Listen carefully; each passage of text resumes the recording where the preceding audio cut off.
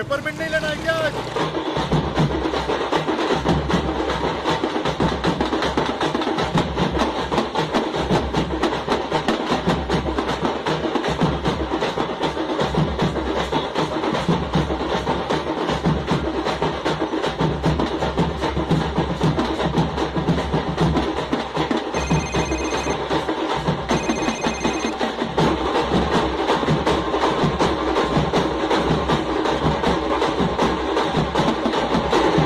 नहीं कहाँ दर्द हो रहा है। फिक्र नको करो जी, मैं हाथा पैर दबाती यहाँ। पूरे बदन में दर्द हो रहा है। रोना मत, नहीं रोना शुरू करो। ये सब दवाएं लेकर आओ। शुरू हो जाओ जी, शुरू हो जाओ। क्या हुआ? चक्कर खाकर गिर पड़ी। कौन है ये? पेशेंट का बड़ा बेटा, मेरा भाई। आपको कुछ नहीं होगा जी, फिक्र नको करो। सरोज का अच्छे से ध्यान रखो, वो बहुत ही रोप वाली औरत है, उसका ख्याल रखो। एक सेकंड रुको रुको रुको। मेरी प्यारी सी सासू माँ बहुत बीमार है। हाय। अरे सासू माँ, क्या हुआ इन्हें? सब ठीक है? अरे बहुत कमजोरी लग रही है, एक पेपरमिंट की गोली खिला दे। हाँ मैं देती। छोड़ो इसको। हाँ कौन सा पहाड़ टूट पड़ा था जो मुझे ऑफिस से बुला लिया? हाँ तबीयत नाजुक है मियाँ, बेचारी चक्कर खा के भैंसे जैसे गिर गई जी। चुप करो। इतना नाटक क्यों कर रही हो? भौंको। अरे भौंको।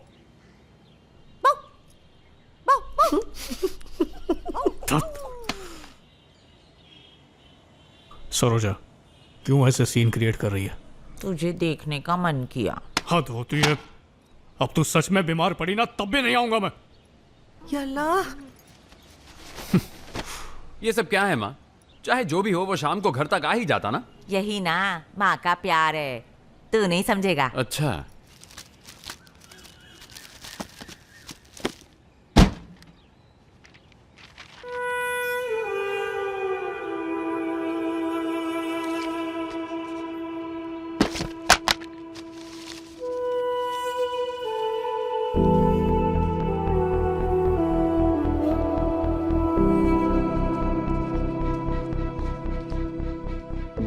ये फोटो क्यों फाड़ी तूने? क्यों फाड़ी? क्योंकि अब तेरी झूठ की दुकान टूटने लगी है। यही डर है ना तुझे कि धीरे धीरे अब तेरी पोल खुल रही है? रत्ना, ये क्या बोल रहा है तू? कुछ समझ नहीं आ रहा है। जिसको समझना था वो समझ गई है। रत्ना बैठकर बात करते हैं। चल बैठ ना। छोड़। रत्ना, रत्ना। गुस्से में तेज बाइक मत चलाना, तू अपना ख्याल रखना। अरे माँ क्या बोल रही हो तुम? हाँ जो मन में आए बोले जा रही हो।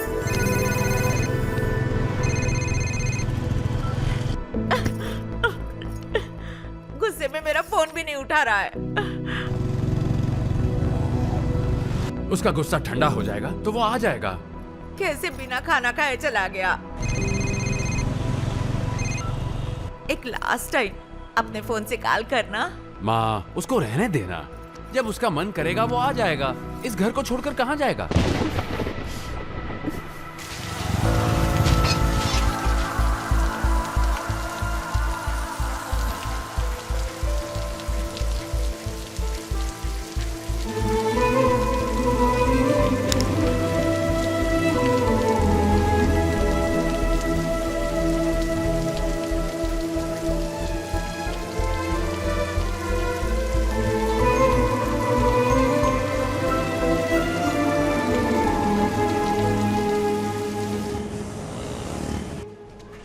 क्या तुमने कभी अपनी असली माँ को ढूंढने की कोशिश नहीं की?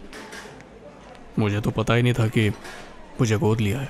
उस दिन प्रेस में श्रीनाथ ने मुझे एक कहानी सुनाई। कहानी सुनाई? कैसी कहानी? तुम्हारी कहानी। जब तुम्हें गोद लिया गया था कुछ फॉर्मेलिटीज और लीगैलिटीज पूरी की गई थी। फिर मैं उन पेपर्स की तलाश में गई। इन कागजों पर 2 नाम, त्रिवेणी और हिरण्या। तुम्हारे माता और पिता त्रिवेणी, हिरण्या।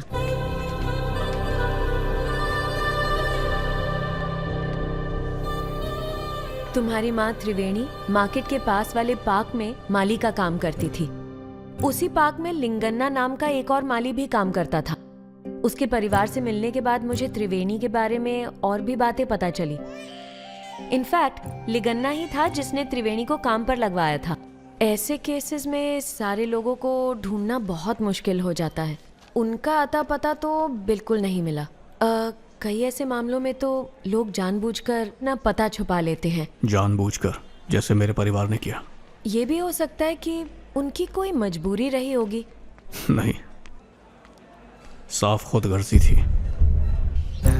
खुदगर्जी या मतलब से पहले बच्चे को त्यागने वाले परिवार के सामने होती है एक बड़ी जंग, गरीबी। और मेरे पिता? उन्होंने एक ही ढंग का काम किया, बाप बनने का। ऐसा कहा जाता है कि अक्सर इंसान के रूप में भगवान मिल जाते हैं। उस दिन वो पोस्टमैन रमेश के रूप में आए थे। रमेश रोज दोपहर अपना खाना उसी पार्क में जाकर खाता जहां त्रिवेणी काम करती थी। वो उनकी परेशानियां रोज देखता, लेकिन एक दिन भूख से बिलखते बच्चे को देखकर वो चैन से खाना नहीं खा पाया। उसने अपना खाना त्रिवेणी और बच्चे को दे दिया। फिर वो अपनी पगार का कुछ हिस्सा बच्चे के पालन पोषण के लिए देने लगा। फिर एक दिन, रमेश भैया, मैं आपसे क्या कहूँ, मेरी फूटी किस्मत का साया इस मासूम पर क्यों पड़े। अरे क्या मतलब है तुम्हारा? चाहे इस पाप के लिए मुझे नर्क ही क्यों ना झेलना पड़े भैया, पर मेरे रहते भी तो ये अनाथ ही है ना, इसलिए मैंने सोचा मैं इसे अनाथ आश्रम में ही डाल देती हूँ। रमेश एक पोस्टमैन था, थोड़ी बहुत जान पहचान थी मेरी उसके साथ। उसने रत्नाकर के फोटो के साथ एडवर्टीजमेंट छापने को कहा। कैसी एडवर्टाइजमेंट? 1-2 साल के बच्चे को अपने घर में जगह दो। वैसे तो बच्चों को गोद लेना एक आम बात है, पर यह केस अलग था। रमेश के इरादे इतने नेक थे कि मैंने भी वो एडवर्टीजमेंट छाप दिया, लेकिन किसके किस्मत में क्या लिखा है वो भला कौन बता सकता है। सुनो, वो बच्चा याद है जिसे हम गोद लेने वाले थे? उसका एडवर्टीजमेंट छपवा दिया मैंने। ये घर भी तो इतने सालों से बंजर पड़ा है। जिस बच्चे को घर दिलाने के लिए रमेश और मैंने एडवर्टीजमेंट छापी थी, उसको रमेश और सरोजा ने ही गोद ले लिया। रत्नाकर को सिर पर छत और माँ बाप का साया मिल गया। क्या सोच रहे हो? सोच रहा हूँ, और क्या क्या बाकी है जानने के लिए। कोई ऐसी बात जो मुझे मालूम ना हो।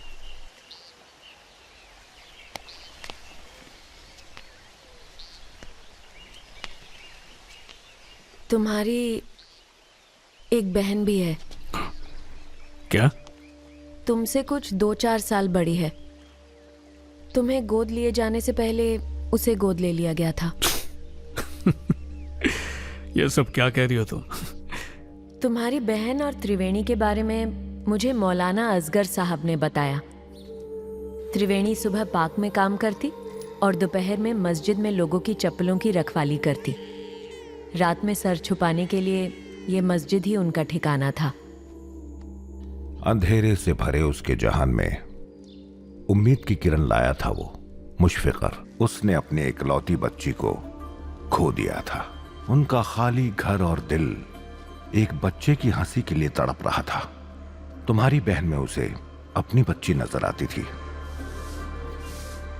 उस बच्ची को देखकर मुझे अपनी दुख्तर याद आती है। उसकी अम्मी खुद ही इतनी लाचार है। मैं उसका ख्याल रख सकता हूं।